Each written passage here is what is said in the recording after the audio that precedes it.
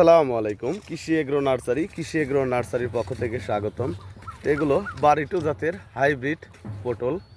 দেখেন কি পরিমাণ ধরে, সেটা চোখে না দেখলে আসলেও বিশ্বাস করার মতো না। দেখেন পরতে পরতে ধরে আছে। তো আমাদের ঠিকানা হচ্ছে নাটোর জেলা বড়াইগ্রাম থানা গ্রাম তালশো কুণ্ডুপাড়া।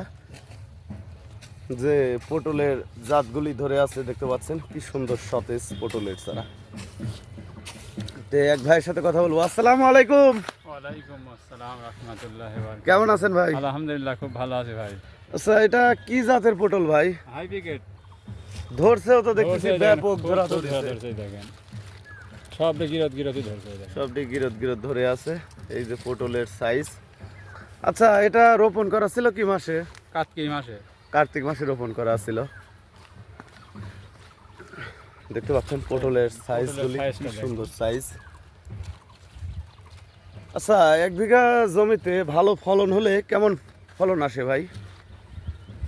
1 বিঘি ফলন এখন একটু কম আসবে। এখন ধরেন 6 মণ আসবে, আর কিছুদিন গেলে এখন আসবে 15 মণ 15 মণ 16 মণ। এখন নতুন অবস্থা, আস্তে আস্তেই পটল বাড়বে।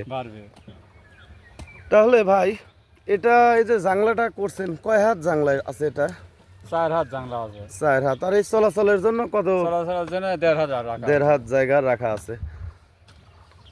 আচ্ছা, তে আর এক মুরব্বী দেখি ভিতরে খুব আছে, ওনার সাথে কথা বলবো। আসসালামু আলাইকুম। ওয়ালাইকুম আসসালাম রাহমাতুল্লাহি ওয়া কি অবস্থা, ভালো আছেন? বারাকাতুহু। আলহামদুলিল্লাহ বাজার ভালো। এ খুব আছেন কি জন্য?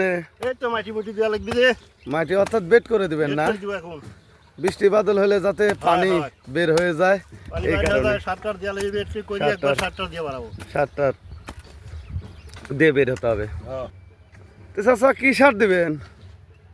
টিএসপি, পটাশ, হ্যাঁ, খোল, এগুলো দিয়া দানা বিষ এর সাথে দিয়া মিক্সার করে দিব আমরা এখন একবারে। ও তাহলে পটলটা তো এরকম লম্বা হবে না?